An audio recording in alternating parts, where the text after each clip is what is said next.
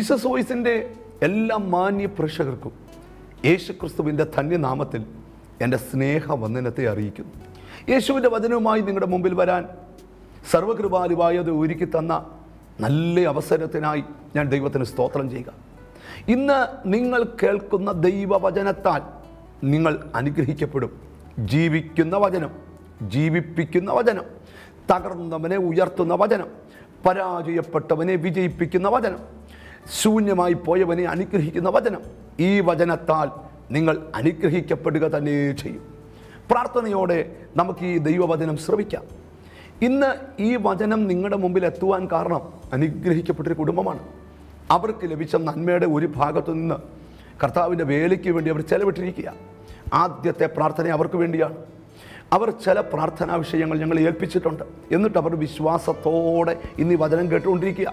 ഈ വചനം ജനലക്ഷങ്ങളിലേക്ക് പകരപ്പെടുമ്പോൾ അവരുടെ വിഷയത്തെയും ദൈവം തൊട്ട് പിടിപ്പിക്കാൻ പോകുകയാണ്. കണ്ണുകളെ അടയ്ക്കാം, നമുക്ക് ദൈവത്തോട് പ്രാർത്ഥിക്കാം. ഞങ്ങളെ സ്നേഹിക്കുന്ന ഞങ്ങളുടെ സ്വർഗസ്ഥനായ പിതാവേ, ഞങ്ങൾ ഒന്നിച്ചവിടുത്തെ പരിശുദ്ധമായ പാദപീഠത്തിൽ അടുത്ത് വരികയാ കർത്താവേ. ഹല്ലേലൂയ. ഇന്ന് ഈ എപ്പിസോഡ് സ്പോൺസർ ചെയ്ത ഫാമിലിയെ ദൈവകരത്തിൽ തരികയാണ്. അവർ ഞങ്ങളെ ഏൽപ്പിച്ച പ്രാർത്ഥനാ വിഷയങ്ങളെ ദൈവകരങ്ങളിൽ തരികയാണ്. ജനലക്ഷങ്ങളിലേക്ക് ദൈവവചനം ഇന്ന് രാവിലെ അവർ പകരുമ്പോൾ അവർ തന്ന പ്രാർത്ഥനാ വിഷയത്തിന്മേൽ യേശു തൃക്കരമൊന്ന് നീട്ടണമേ. അവരുടെ വിഷയത്തിന്മേൽ അത്ഭുത വിടുതൽ കൽപ്പിക്കണം. ഇന്ന് ദിവസം ഞങ്ങളോട് ചേർന്ന് ദൈവവചനം കേൾക്കുന്ന മുഴുവൻ മക്കളെയും കൈകൽപ്പിക്കുന്നു. അവരുടെ രോഗങ്ങൾ സൗഖ്യമാകട്ടെ, അവരുടെ പ്രതിസന്ധികൾ മാറട്ടെ, അവരിൽ വലിയ കാര്യങ്ങൾ സംഭവിക്കട്ടെന്ന് ഞങ്ങൾ ദൈവത്തോട് പ്രാർത്ഥിക്കുന്നു. കർത്താവ് ഞങ്ങളുടെ പ്രാർത്ഥന കേട്ടതുകൊണ്ട് നന്ദി. യേശു ക്രിസ്തുവിൻ നാമത്തിൽ തന്നെ ആമേൻ. പ്രാർത്ഥനയോടെ ജീവനുള്ള ദൈവത്തിൻ്റെ വചനത്താൽ ഒരു വിടുതൽ പ്രാപിക്കാമെന്ന ആഗ്രഹത്തോടെ നമുക്ക് ദൈവവചനത്തിലേക്ക് പ്രവേശിക്കാം.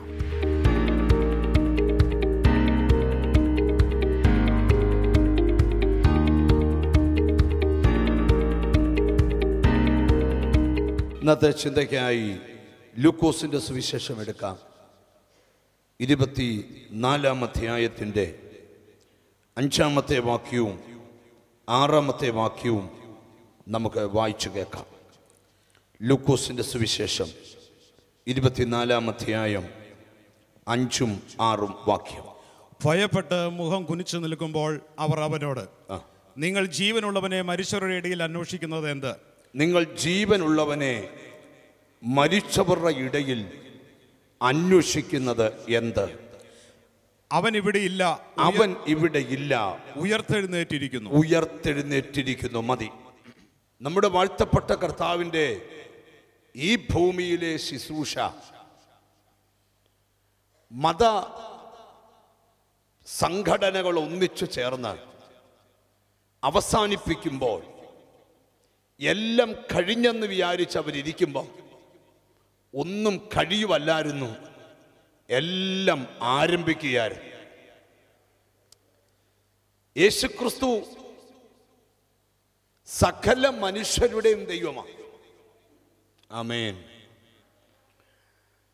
ക്രിസ്തുവിൻ്റെ ജനനം, ക്രിസ്തുവിൻ്റെ ശുശ്രൂഷ, ക്രിസ്തുവിൻ്റെ മരണം, ക്രിസ്തുവിൻ്റെ ഉയർത്തെഴുന്നേൽപ്പ്, ക്രിസ്തുവിൻ്റെ മടങ്ങിവരവ്, അതാണ് വേദപുസ്തകത്തിലെ കാതലായ വിഷയം. സ്തോത്രം. ഇവിടെ ഒരു മനുഷ്യൻ്റെ മരണം കൊണ്ട് ആ മനുഷ്യൻ്റെ ചരിത്രം അവസാനിക്കുക. പണ്ഡിതൻ്റെയും പാമരൻ്റെയും കുബേരൻ്റെയും കുചേലൻ്റെയും ചരിത്രം എല്ലാം മരണം കൊണ്ട് അവസാനിക്കും. മരണം കൊണ്ട് ചരിത്രം അവസാനിക്കാത്ത ഒറ്റ ഒരാളേ ഉള്ളൂ, അവനാ ദൈവത്തിൻ്റെ പുത്രനായ ക്രിസ്തു. ഹല്ലേലൂയ. ശ്രദ്ധിച്ചു കേൾക്കണം. ഹല്ലേലൂയ. യഹൂദന്മാർ വിചാരിച്ചു, പീലാത്തോസും അന്നാവും കയ്യാഭാവും വിചാരിച്ചു, യേശുവിനെ കൊന്നാൽ എല്ലാ പ്രശ്നവും തീരും. ഹല്ലേലൂയ. 3 കാര്യങ്ങൾക്കാണ് യേശു ജഡത്തിൽ അവതരിച്ചത്. 3 കാര്യങ്ങൾക്കാണ്. 1, പാപത്തിൽ നിന്നുള്ള അഴിവ്. 2, ശാപത്തിൽ നിന്നുള്ള അഴിവ്. 3, പിശാചിന്റെ പിടിയിൽ നിന്നുള്ള അഴിവ്. 3 അഴിവുകൾക്ക് വേണ്ടിയാണ് യേശു ജഡത്തിൽ അവതരിച്ചത്. ഒന്നാമത്തെ ലക്ഷ്യം പാപത്തിൽ നിന്നുള്ള സ്വാതന്ത്ര്യം. മനുഷ്യനെയും ദൈവത്തെയും തമ്മിൽ ഭിന്നിപ്പിക്കുന്ന ഒന്നാണ് പാപം. യെശയ്യാവ് 59, രക്ഷിപ്പാൻ കഴിയാതെ വണ്ണം എൻ്റെ കരം കുറുകിയിട്ടില്ല, കേൾപ്പാൻ കഴിയാതെ വണ്ണം എൻ്റെ ചെവി മന്ദമായിട്ടില്ല. നിന്റെ അകൃത്യമത്രേ നിന്നെയും നിന്റെ ദൈവത്തെയും തമ്മിൽ ഭിന്നിപ്പിച്ചിരിക്കുന്നത്. മനുഷ്യനെയും ദൈവത്തെയും തമ്മിൽ അകറ്റിയ ഒന്നാണ് പാപം. ആ പാപത്തിന് പരിഹാരത്തിനായി മനുഷ്യൻ കുറെ കാലം കാത്തിരിക്കേണ്ടി വന്നു. മനുഷ്യൻ ചെയ്തു കൂട്ടുന്ന പാപത്തിന് വർഷാന്തര യാഗം നടത്തി. ആ യാഗത്തിൽ കൂടെ മനുഷ്യൻ താൽക്കാലിക പാപമോചനം ഏറ്റെടുത്തുകൊണ്ടിരിക്കുമ്പോൾ 2000 വർഷങ്ങൾക്ക് മുമ്പ് ഇനി ഒരു യാഗം വേണ്ട എന്ന് പറഞ്ഞ് ഒരുവന്റെ യാഗത്താൽ പാപത്തിന് നിത്യപരിഹാരം ദൈവം കൽപ്പിക്കുക. നല്ലൊരു ഹല്ലേലൂയ പറഞ്ഞാൽ എന്ന് പറഞ്ഞാൽ ഇച്ചിരൂടെ ഗഹനമായി നിങ്ങൾക്ക് മനസ്സിലാക്കി തരാം. മനുഷ്യൻ ചെയ്തു കൂട്ടുന്ന പാപങ്ങൾക്ക് വർഷത്തിലൊരിക്കൽ യാഗം നടത്തി പാപത്തിന് പരിഹാരമുണ്ടാക്കിക്കൊണ്ടിരുന്നു. എന്നാൽ ആകാശത്തിനും ഭൂമിക്കും നടുവിൽ 2 കള്ളന്മാരുടെ നടുവിൽ 33 തിരുവയസ്സിൽ യേശു മനുഷ്യന് വേണ്ടി അവസാന തുള്ളി രക്തം ഊറ്റിത്തന്ന് ആ പാപത്തിൽ നിന്ന് എന്നേക്കുമായുള്ള പരിഹാരം ഉണ്ടാക്കി തന്നു. പാപം മോചിക്കാൻ പുണ്യസ്ഥലങ്ങളിൽ പോകണ്ട, പാപ പരിഹാരത്തിന് വേണ്ടി ഒരു പുണ്യപ്രവൃത്തിയും ചെയ്യണ്ട. 2000 വർഷം മുമ്പ് കാൽവറിയിൽ ഒഴുകിയ രക്തം ഇന്നും പാപത്തിന് പരിഹാരം തരുന്ന രക്തമാണ്. ബൈബിൾ പറയുന്നു, യേശുവിന്റെ രക്തം സകല പാപവും പോക്കി നിന്നെ ശുദ്ധീകരിക്കുന്ന രക്തമാണ്. ഒന്ന്, പാപത്തിൽ നിന്നുള്ള അഴിവ്. ഗലാത്യർ 5:1, സ്വാതന്ത്ര്യത്തിനായി ക്രിസ്തു നമ്മെ സ്വതന്ത്രരാക്കി. ഇന്നും പറയാം, ഓരോ സുവിശേഷ യോഗം കൊണ്ടും ഓരോരുത്തർ സ്വതന്ത്രരാകുക. നിന്റെ ജീവിതത്തെ തകർത്ത സകല നുകത്തെയും പൊട്ടിക്കുവാൻ കാൽവറിയിൽ യേശു പ്രഖ്യാപിച്ച സ്വാതന്ത്ര്യം ശ്രദ്ധിച്ചു കേൾക്കണം. ഹല്ലേലൂയ. ഒന്നാമത് നടന്നത് പാപത്തിൽ നിന്നുള്ള സ്വാതന്ത്ര്യമാണ്, സ്തോത്രം. രണ്ടാമത് നടന്നത് ശാപത്തിൽ നിന്നുള്ള അഴിവാണ്. മനുഷ്യകുലത്തെ തകർത്ത ഒന്നാണ് ശാപം. ശാപത്തിന് പരിഹാരം ഉണ്ടാക്കപ്പെട്ടത് കാൽവറിയിലാണ്. നിങ്ങൾക്കറിയാമോ, യേശു മുൾമുടി ധരിക്കുമ്പോൾ മുള്ളി ശാപത്തിന്റെ സന്തതിയാ. മനുഷ്യകുലത്തിന്റെ മുഴുവൻ ശാപവും വഹിച്ചുകൊണ്ട് ക്രിസ്തു കാൽവറിയിലേക്ക് പ്രവേശിക്കുന്നു. അവിടെ വെച്ച് ബൈബിൾ നമ്മെ പഠിപ്പിക്കുക, ശാപത്തിന് മനുഷ്യന് പരിഹാരമുണ്ടായി. ഇന്നും ശപിക്കപ്പെട്ടവരായി ആരെങ്കിലും ഇവിടെ ഉണ്ടെങ്കിൽ ക്രൂശോടടുത്താ മതി, സകല ശാപവും നിന്നെ വിട്ടു മാറും. ഏതെങ്കിലും കുടുംബങ്ങളിൽ ശാപം താണ്ഡവ നൃത്തമാടുന്നെങ്കിൽ ആ ശാപം മാറ്റാൻ ക്രൂശോടടുക്കുക. ഒരിക്കലൊരു ഭവനത്തില് പ്രാർത്ഥിക്കുവാനായി പോകാൻ ഒരു സാഹചര്യമുണ്ടായി. ആ വീട്ടിൽ ചെന്നപ്പോ ആ വീട്ടിൽ 3 പെൺകുട്ടികളും ഒരു മകനുമാണ് ഉള്ളത്. മൂത്ത മോന് 48 വയസ്സുണ്ട്. അതിൻ്റെ താഴെയുള്ള 3 പെൺകുട്ടികളും 2 വയസ്സ് വീതം എളുപ്പമാണ്. ആ വീട്ടിലെ കുഞ്ഞുങ്ങൾക്കെല്ലാം നല്ല വിദ്യാഭ്യാസമുണ്ട്. അവരെല്ലാം ഉറക്ക ഗുളിക കഴിച്ച് ഉറങ്ങുന്നവരാ. അവരുടെ ആരുടെയും വിവാഹം നടന്നിട്ടില്ല. ഏക്കർ കണക്കിന് റബ്ബർ എസ്റ്റേറ്റ് ഉണ്ട്. ഒരു റബ്ബർ പോലും അവർക്ക് പ്രയോജനപ്പെടുന്നില്ല. സ്തോത്രം. അവർ ഒരു വീടിന്റെ ഉൾമുറി കൊണ്ട് ഒതുങ്ങിക്കൂടുക. ഒരു സ്നേഹിതനോട് ബന്ധപ്പെട്ട് ആ വീട്ടിൽ പോകുവാൻ ദൈവം കൃപ ചെയ്തു. അവിടെ ചെന്നപ്പോൾ തന്നെ ദൈവത്തിന്റെ ആത്മാവ് ബോധ്യമാക്കി തന്നു, ശാപം കൊടികുത്തി വാഴുന്ന ഒരു ഭവനമാണ്. ഞാൻ അവരോട് ക്രിസ്തുവിന്റെ സ്നേഹത്തെക്കുറിച്ച് പറയാൻ തുടങ്ങി. സ്നേഹിത, ഒരു കാര്യം നിന്നോട് ഞാൻ പറയാം, ശപിക്കപ്പെട്ടവന്റെ വീട്ടിലേക്ക് ഒരു അനുഗ്രഹത്തിന്റെ വചനവുമായി ദൈവം വിട്ടാൽ ആ അനുഗ്രഹത്തിന്റെ വഴി അവിടെ തുറന്നു വിട്ടിട്ടേ പോകാവൂ. ഹല്ലേലൂയ. ഞാനൊരു കാര്യം നിങ്ങളോട് പറയാം. 26 വർഷം മുമ്പാണ് ഞാൻ യേശുവിനെ രക്ഷകനായി സ്വീകരിക്കുന്നത്. സ്തോത്രം. ഒരു ശപിക്കപ്പെട്ട വീട്ടിലാണ് ഞാൻ ജനിച്ചു വളർത്തപ്പെട്ടത്. എല്ലാ വർഷവും എൻ്റെ വീട്ടിൽ മരണം നടക്കും. അങ്ങനെ എൻ്റെ വീട്ടിലോട്ട് ആദ്യമായിട്ടൊരു ദൈവദാസൻ കടന്നു വന്നിട്ട് മദ്യപിക്കുന്ന തളർന്നു കിടക്കുന്ന എൻ്റെ പിതാവിനെ നോക്കിക്കൊണ്ട് അദ്ദേഹം പറയുകയാണ്, ഈ മനുഷ്യൻ എഴുന്നേക്കാൻ പോവുക. മദ്യപിച്ച എന്നെ നോക്കിക്കൊണ്ട് പറയുക, നിങ്ങളൊരു സുവിശേഷകനാകാൻ പോകുക. എൻ്റെ വീടിനെ നോക്കിക്കൊണ്ട് പറയുക, ഇവിടെ അനേകർ ക്യൂവായി വന്ന് പ്രാർത്ഥിക്കാൻ പോകുക. ഞങ്ങൾ മനസ്സുകൊണ്ട് പറഞ്ഞു, ഇദ്ദേഹത്തിന് എന്തോ മാനസിക ബുദ്ധിമുട്ടുണ്ട്. സ്തോത്രം. നാള് കുറച്ച് കഴിഞ്ഞപ്പോഴാ വേദപുസ്തകത്തിൽ വാക്യമുണ്ട്, നിന്റെ നാവിനെ ഞാൻ സമർത്ഥകനായ ലേഖകന്റെ എഴുത്തുകോലാക്കും. പിന്നീട് എനിക്ക് മനസ്സിലായത്, ശപിക്കപ്പെട്ട എൻ്റെ വീട്ടിൽ കയറി ആ ദൈവമകൻ അവൻ്റെ നാവ് കൊണ്ട് ഒരു പുതിയ ചരിത്രം എൻ്റെ വീട്ടിൽ എഴുതുകയായിരുന്നു. അദ്ദേഹം പ്രവചിച്ചതെല്ലാം എൻ്റെ വീട്ടിൽ സംഭവിച്ചു കഴിഞ്ഞു. ഞാൻ എന്തിനാ ഇത് നിന്നോട് പറയുന്നേ? ആ ശപിക്കപ്പെട്ട വീട്ടിൽ പോയി അവരുമായിട്ട് 2 മണിക്കൂർ സംസാരിച്ചു. ഞാൻ അവരോട് പറഞ്ഞു, യേശുവിനോട് അടുത്താൽ ഈ ഗുളികകൾ മാറ്റാം, യേശുവിനോട് അടുത്താൽ ഗുളികയില്ലാതെ ഉറങ്ങാം, യേശുവിനോട് അടുത്താൽ നിങ്ങളുടെ വിവാഹം നടക്കും. ഈ ശാപം പൊട്ടാൻ ക്രൂശിക്കപ്പെട്ട ക്രിസ്തുവിനോട് അടുക്കുക. 3-4 പ്രാവശ്യം ഞാൻ അവരുടെ വീട് വിസിറ്റ് ചെയ്തു. അവരോട് കാര്യങ്ങൾ പറഞ്ഞ് ഗ്രഹിപ്പിച്ചു.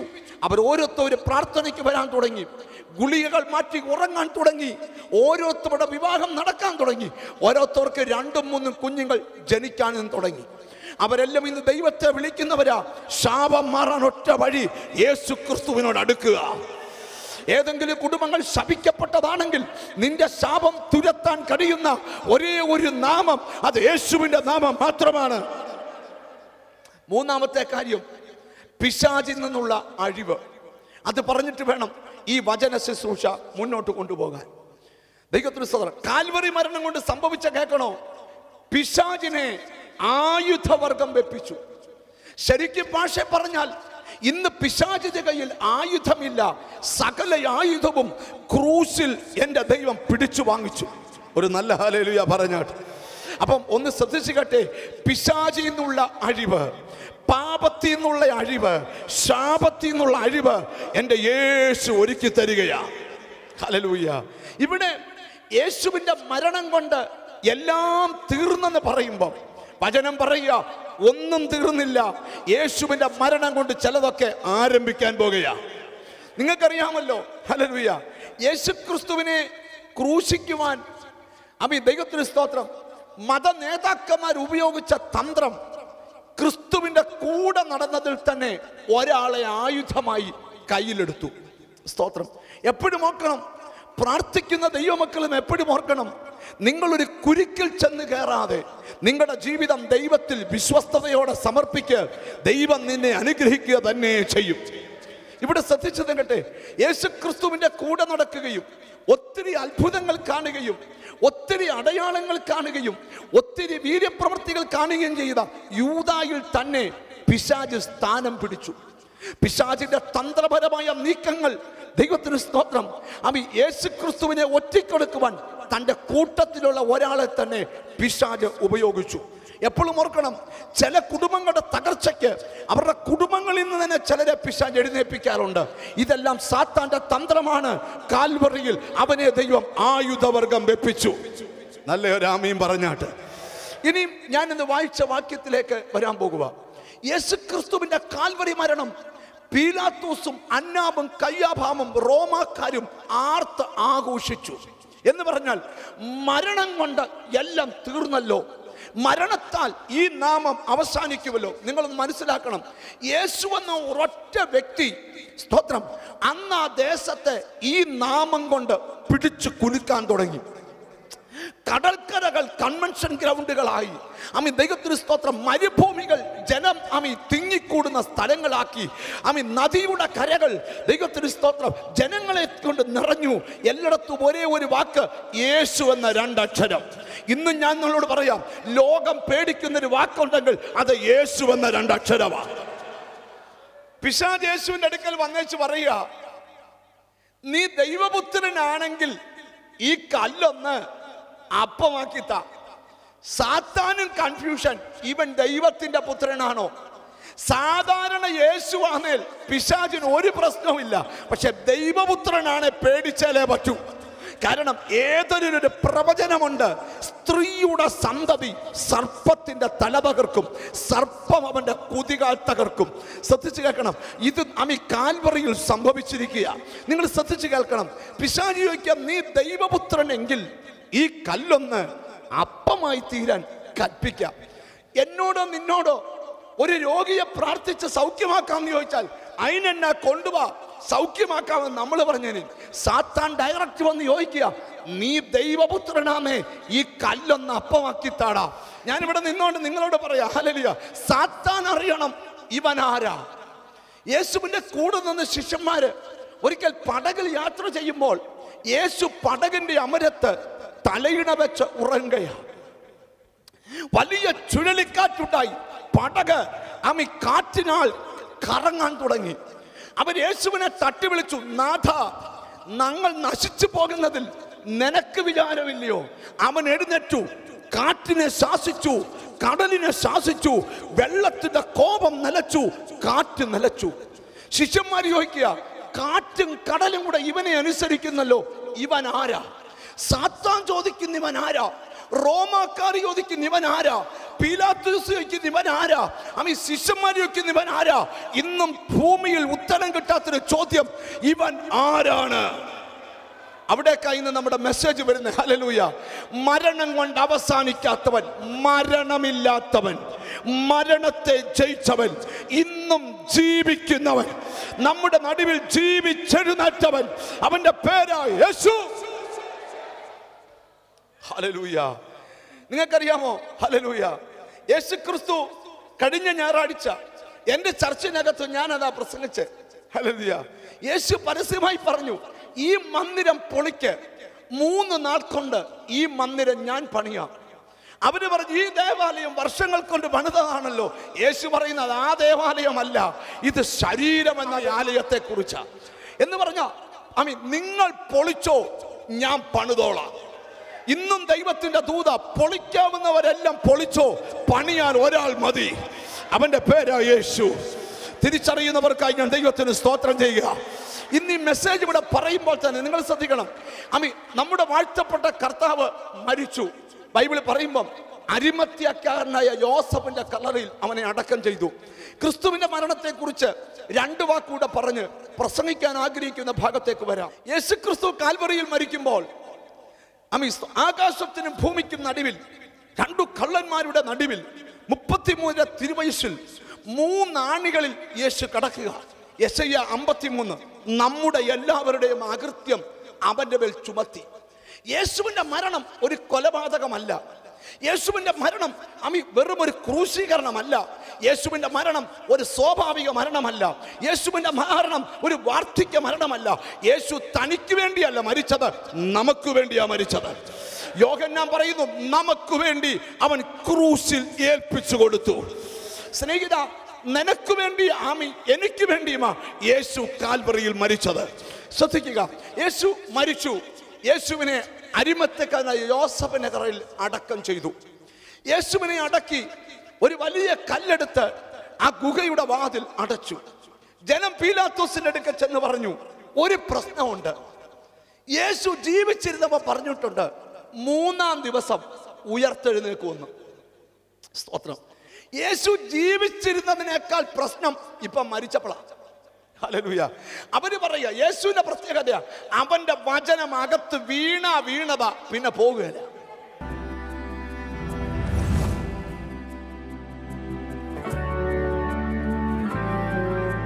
കർത്താവിൻ്റെ അതിപരിശുദ്ധമായ നാമം വാഴ്ത്തപ്പെടുമാറാകട്ടെ. ഞാൻ സൗദി അറേബ്യയുടെ ദേശത്തായിരുന്നു.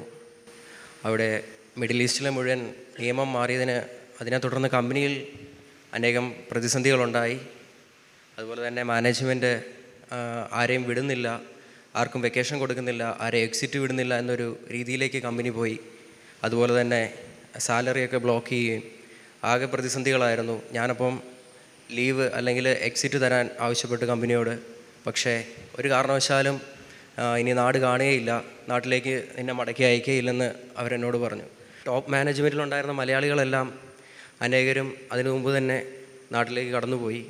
പിന്നെ നമുക്ക് ആരോടും ഒന്നും പറയാനില്ല, ആരോടും ഒന്നും ചൂണ്ടിക്കാണിക്കാനോ നമ്മളെ ഒന്ന് സഹായിക്കാനോ ആരുമില്ല. അപ്പോൾ ആകെ പ്രതിസന്ധിയിലായി. ഞാൻ പാസ്റ്ററെ വിളിച്ചു, പ്രാർത്ഥിച്ചു. സഭ ഒന്നടങ്കം ഒരു 3 ആഴ്ച മുമ്പ് സഭ ഒന്നടങ്കം എനിക്ക് വേണ്ടിയും കുടുംബത്തിന് വേണ്ടിയും പ്രാർത്ഥിച്ചു. അതുപോലെ തന്നെ അനി പാസ്റ്ററും ജോഷി പാസ്റ്ററും ഭവനത്തിലേക്ക് കടന്നു വരികയും പ്രാർത്ഥിക്കുകയും ചെയ്തു. പ്രാർത്ഥനയിൽ ഇന്ന പോലെ പാസ്റ്റർ ഒരു ദൂത് ഭവനത്തിൽ പറഞ്ഞു, എന്നെ സഹായിപ്പാൻ ഒരു വ്യക്തി അവിടെ കടന്നു വരും എന്ന് പാസ്റ്റർ പറഞ്ഞു. എന്നാൽ എൻ്റെ മാനുഷികമായ എൻ്റെ ചിന്തയിൽ ഞാൻ ചിന്തിച്ചു, ഇനി എന്നെ സഹായിപ്പാൻ ആര്? മാനേജ്മെൻറ്റിൽ അറിയാവുന്ന മലയാളികളൊക്കെ എനിക്ക് വേണ്ടി ശുപാർശ ചെയ്തെങ്കിലും ഒരു നീക്കുപോക്കും ഉണ്ടായില്ല. അപ്പോഴും പ്രാർത്ഥിക്കുകയും അപേക്ഷിക്കുകയും ചെയ്തല്ലാതെ മറ്റൊന്നും ഒരു വഴിയുമില്ലാതെ അങ്ങനെ ഇരുന്നപ്പോൾ ഈ കഴിഞ്ഞ ദിവസം വ്യാഴാഴ്ച പെട്ടെന്ന് അവിടുത്തെ ഒരു സൗദി സിറ്റിസൺ തന്നെ അറബി ഇന്ന പോലെ എന്നോട് പറഞ്ഞു, നീ ഇത്ര മണിയാകുമ്പോഴത്തേക്കിന് ദമാമിലേക്ക് കടന്നു വരണം എന്നെന്നോട് പറഞ്ഞു. ഞാൻ മറ്റൊന്നും ഞാൻ ചിന്തിച്ചില്ല. പാസ്റ്റർ ഇങ്ങനെ ഒരു ദൂത് പറഞ്ഞിട്ടുണ്ട്, ഞാൻ ആ ദൂത് മുറുകെ പിടിച്ചു. ഞാൻ വ്യാഴാഴ്ച ദമാമിലേക്ക് കടന്നു ചെന്നു. അപ്പോൾ അദ്ദേഹം എന്നോട് പറഞ്ഞു, നാളെ തന്നെ പോകുവാൻ നീ ഒരുങ്ങിക്കോളാൻ പറഞ്ഞു. ഞാൻ മറ്റൊന്നും ചിന്തിച്ചില്ല. അതുപോലെ തന്നെ കമ്പനി പാസ്പോർട്ട് പിടിച്ചു വെച്ചിരിക്കുകയായിരുന്നു. എൻ്റെ കയ്യിൽ വരാൻ വേറൊരു സോഴ്സും ഇല്ല. അപ്പം ഞാൻ വേറൊന്നും ചിന്തിച്ചില്ല. എന്നാൽ ആ ദൂത് ഞാൻ മുറുകെ പിടിച്ചു. ഞാൻ ഇറങ്ങി തിരിച്ചു. വെള്ളിയാഴ്ച ഞാൻ അവിടെ നിന്ന് കടന്നു പോകുന്നു. വെളുപ്പിനെ 2:30 ഫ്ലൈറ്റ് കയറി ഇന്നലെ 10 മണിയായപ്പം ട്രിവാൻഡ്രം വന്നിറങ്ങുവാൻ സർവശക്തനായ ദൈവം സഹായിച്ചു. ദൈവനാമം വാഴ്ത്തപ്പെടുമാറാകട്ടെ. പ്രാർത്ഥിച്ച എല്ലാ ദൈവമക്കളെയും ദൈവമക്കളോടുള്ള നന്ദി അറിയിക്കുന്നു. പ്രത്യേക പാസ്റ്റർ അനി പാസ്റ്റർ, ജോഷി പാസ്റ്റർ, മറ്റ് ദൈവദാസന്മാരോടുള്ള നന്ദി അറിയിക്കുന്നു. തുടർന്നും പ്രാർത്ഥനയിൽ ഓർക്കുക. ദൈവനാമം വാഴ്ത്തപ്പെടുമാറാകട്ടെ. ദൈവം അങ്ങനെ കൊടുത്ത വിടുതൽ ഓർത്ത കൈ ഉയർത്തി ഒരു സ്തോത്രം ചെയ്താട്ട്. God bless you. ഈ ദൈവം നിന്നെ ഇനിയും നടത്തട്ടെ. ഹല്ലേലൂയ. ഞങ്ങൾ ശുശ്രൂഷിച്ച ശുശ്രൂഷ നിങ്ങൾക്ക് അനുഗ്രഹമായി എന്ന് ഞങ്ങൾ വിശ്വസിക്കുന്നു. നിങ്ങളുടെ മനസ്സിൽ ഇപ്പോൾ തോന്നുന്നില്ലേ ഒരു പ്രാർത്ഥന ആവശ്യമാണ്? ഞാൻ നിങ്ങൾക്ക് വേണ്ടി ഒന്ന് പ്രാർത്ഥിക്കാൻ ആഗ്രഹിക്കുന്നു. നിൻ്റെ ശരീരത്തു നിന്ന് ചില രോഗങ്ങളെ കർത്താവ് മാറ്റിക്കളയും. ഒരിക്കലും നീ ഗതി പിടിക്കത്തില്ലെന്ന് ചിലർ പറഞ്ഞെങ്കിൽ നിന്നെ ദൈവം ഗതി പിടിപ്പിക്കാൻ പോകുകയാണ്. നിനക്ക് സംഭവിച്ച വലിയ പരാജയങ്ങൾ നിൻ്റെ ജീവിതത്തിൽ നിന്ന് മാറിപ്പോകാൻ പോകുകയാണ്. എന്നോട് ചേർന്ന് ആ TV സ്ക്രീനിന് നേരെ ആ കൈ ഒന്ന് നീട്ടിക്കൊണ്ട് കണ്ണുകളെ നടച്ച് മുഴങ്കാലിൽ നിൽക്കാൻ കഴിയുന്നവർ മുഴങ്കാലുകളിലൊന്ന് നിന്നേ. ഞാൻ നിങ്ങൾക്ക് വേണ്ടി പ്രാർത്ഥിക്കാൻ പോകുകയാണ്. ഞങ്ങളെ സ്നേഹിക്കുന്ന ഞങ്ങളുടെ സ്വർഗസ്ഥനായ പിതാവേ, എന്നോട് ചേർന്ന് പ്രാർത്ഥിക്കുന്ന മക്കൾക്ക് വേണ്ടി പ്രാർത്ഥിക്കുന്നു. നാളെ ഇതുവരെ അവർ വിജയിക്കാൻ നോക്കിയിട്ടും അവർക്ക് വിജയിക്കാൻ കഴിയുന്നില്ല. എന്നാൽ ഇന്ന് ഞങ്ങൾ കേട്ട ദൈവവചനത്താൽ ഞങ്ങൾക്ക് വിജയിക്കാൻ പറ്റുമെന്നൊരു ഉറപ്പ് ദൈവം തന്നതുകൊണ്ട് ദൈവത്തിന് സ്തോത്രം ചെയ്യുക. കർത്താവേ, ഞങ്ങൾ പ്രാർത്ഥിക്കുമ്പോൾ ഈ പ്രാർത്ഥനയിൽ എന്നോട് ചേരുന്ന വീടുകളുടെ ഉൾമുറിയിലേക്ക് എൻ്റെ കർത്താവ് കടന്നു ചെല്ലണമേ. വർഷങ്ങളായി അവരുടെ കുടുംബം ബന്ധിക്കപ്പെട്ട് കിടക്കുക. ആ ബന്ധനങ്ങളെ കർത്താവ് അഴിക്കണമേ. ഒരു കാലത്തും ആ വീട്ടിൽ നന്മ കയറാതെ, രോഗങ്ങൾ ഒഴിയാതെ, കടബാധ്യതകൾ ഒഴിയാതെ, പ്രതിബന്ധങ്ങൾ ഒഴിയാതെ ആ വീട്ടിൽ നടക്കുക കർത്താവേ. ആമേൻ. ദൈവത്തിന് സ്തോത്രം. ഇന്ന് ഞങ്ങൾ പ്രാർത്ഥിക്കുമ്പോൾ തന്നെ വെളിച്ചം ചെല്ലുമ്പോൾ ഇരുള് വഴിമാറി കൊടുക്കുന്ന പോലെ അവരുടെ രോഗങ്ങൾ വഴിമാറി കൊടുക്കട്ടെ കർത്താവേ. വലത്തെ കാലിന് തളർച്ച ബാധിച്ച് കിടക്കമേൽ കിടക്കുന്ന ആ ബ്രദർ ബാബുവിന് വേണ്ടി ഞങ്ങൾ പ്രാർത്ഥിക്കുക. ഇപ്പോൾ തന്നെ ആ ബാബുവിനെ യേശു തൊടണമേ കർത്താവേ. യേശുവിൻ്റെ നാമത്തിൽ പ്രാർത്ഥിക്കുക കർത്താവേ. ഹല്ലേലൂയ. ബ്രെയിൻ ട്യൂമറാൽ ഭാരപ്പെടുന്ന ആ മകളെ ദൈവകരത്തിൽ ഏൽപ്പിക്കുക. ഇപ്പോൾ തന്നെ ആ ബ്രെയിൻ ട്യൂമർ മാറിപ്പോകട്ടെ. ഞാൻ പ്രാർത്ഥനയിൽ കാണുകയാണ്. ഇപ്പോൾ ചെവിയുടെ കേൾവി ശക്തി തിരിച്ചു വരികയാണ്. അല്ലെ, വർഷങ്ങളായി ചെവിയുടെ കേൾവി പോയിട്ട് ഇനിയും ഒരിക്കലും കേൾക്കാൻ കഴിയത്തില്ലെന്ന് പറഞ്ഞ ആ വ്യക്തി ഇപ്പോൾ സൗഖ്യമാകട്ടെ. ഹല്ലേലൂയ. ഹാർട്ടിന് ഉള്ള ആ 3 ബ്ലോക്ക്, ഹല്ലേലൂയ, ബ്രദർ മാത്യു, നിന്റെ ഹാർട്ടിന്റെ 3 ബ്ലോക്കുകളെ യേശു എടുത്തു കളയുന്നത് ഞാൻ പ്രാർത്ഥനയിൽ കാണുന്നു. ഹല്ലേലൂയ. കർത്താവേ, ഇപ്പോൾ തന്നെ സൗഖ്യങ്ങൾ നടക്കട്ടെ. ഇപ്പോൾ തന്നെ കടബാധ്യതകൾ മാറട്ടെ. ഇപ്പോൾ തന്നെ കുരുക്കുകൾ അഴിയട്ടെ. നിന്റെ നാമത്തിൽ അവർ വിടുവിക്കപ്പെടട്ടെ. ഈ പ്രാർത്ഥന കൈക്കൊള്ളുന്ന സകല വീടുകളിലും ദൈവത്തിൻ്റെ അനുഗ്രഹങ്ങൾ മഴ പോലെ വെളിപ്പെടട്ടെ കർത്താവേ. അവർ അനുഗ്രഹിക്കപ്പെടട്ടെ. യേശുവിൻ്റെ അനുഗ്രഹത്താൽ അനുഗ്രഹിക്കപ്പെടുകയും യേശുവിൻ്റെ നിറവിനാൽ നിറയുകയും യേശുവിൻ്റെ വർധനവിനാൽ ഇവർ വർദ്ധിക്കപ്പെടുകയും ചെയ്യട്ടെ എന്ന് പ്രാർത്ഥിക്കുന്നു. പ്രാർത്ഥന കേട്ടത് കൊണ്ട് നന്ദി. യേശു ക്രിസ്തുവിൻ നാമത്തിൽ തന്നെ. ആമേൻ, ആമേൻ, ആമേൻ. നിങ്ങൾക്കും ഈ ശുശ്രൂഷയിൽ പങ്കാളിയായി തീരാം. നിങ്ങളുടെ കുടുംബത്തിലെ വകയായിട്ട് ഇതുപോലെ ഒരു എപ്പിസോഡ് നിങ്ങൾക്ക് സ്പോൺസർ ചെയ്യാം. ജനലക്ഷങ്ങളുടെ പ്രാർത്ഥന നിങ്ങൾക്ക് ലഭിക്കും. നിങ്ങളുടെ കോൺട്രിബ്യൂഷൻസ് ഈ TV മിനിസ്ട്രിക്ക് വേണ്ടി നിങ്ങൾക്ക് അയച്ചു തരാം. ഞങ്ങളുടെ പ്രാർത്ഥനാ സ്ഥലങ്ങളിൽ നേരിട്ട് വന്ന് നിങ്ങൾക്ക് ഞങ്ങളെ കാണാം. ഈ സൂര്യ TVയിൽ എല്ലാ ബുധനും വ്യാഴവും വെള്ളിയും ശനിയും രാവിലെ 6 മണി തൊട്ട് 6:30 വരെ ജീസസ് വോയിസിൽ ഞങ്ങൾ ദൈവവചനം ശുശ്രൂഷിക്കുന്നു. നിങ്ങൾക്കത് ഏറ്റവും അനുഗ്രഹമായി തീരട്ടെ.